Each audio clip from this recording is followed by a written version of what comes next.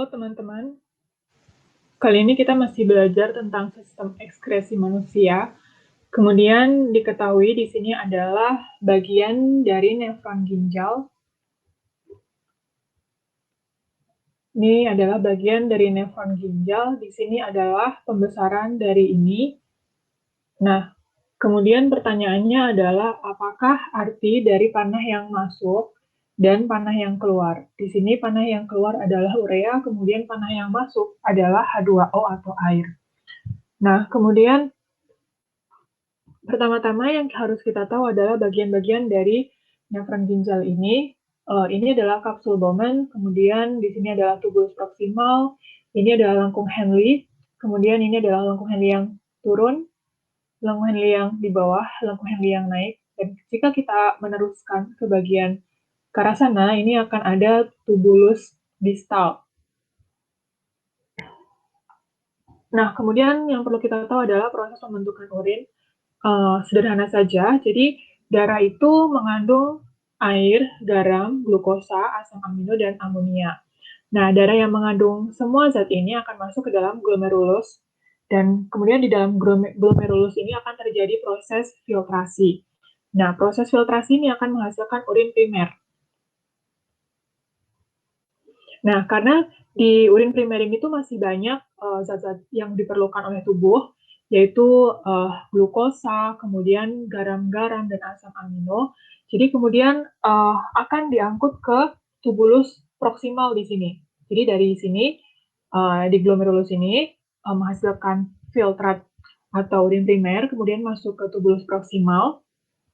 Nah, di sini zat-zat yang masih berguna tadi itu akan direabsorpsi. Misalnya asam amino, terus vitamin, dan ion-ion kayak misalnya ion natrium, kemudian ion klorida gitu. Kemudian, jadi caranya di sini tuh direabsorpsinya itu secara transport aktif ya, karena ini adalah ion-ion. Dan sebagian juga direabsorpsi secara difusi. Nah, ini proses reabsorpsi masih berlanjut hingga masuk ke lengkung Henle ini. Nah, bagian dari sini ini masih terjadi proses reabsorpsi. Nah, biasanya reabsorpsi yang di sini tuh kayak misalnya glukosa, kemudian asam amino. Nah, kemudian iya, hanya itu aja ya, tadi glukosa dan asam amino. Tapi kalau misalnya zat-zat yang tadi itu, asam amino, itu udah tinggi banget ya konsentrasinya, jadi udah nggak diabsorpsi lagi gitu, karena udah nggak mampu lagi. Jadi yang ini yang nggak mampu lagi ini akan diekspresikan bersama urin. Nah, kemudian singkat saja ya, di sini juga terjadi sekresi ion hidrogen, kemudian sekresi ion K juga.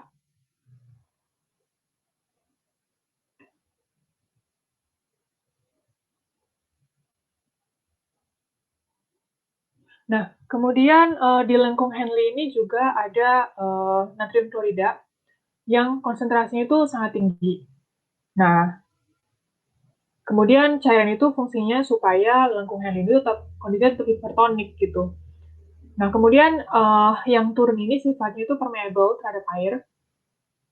Jadi masih bisa menyerap air, tapi tidak permeable untuk natrium dan urea.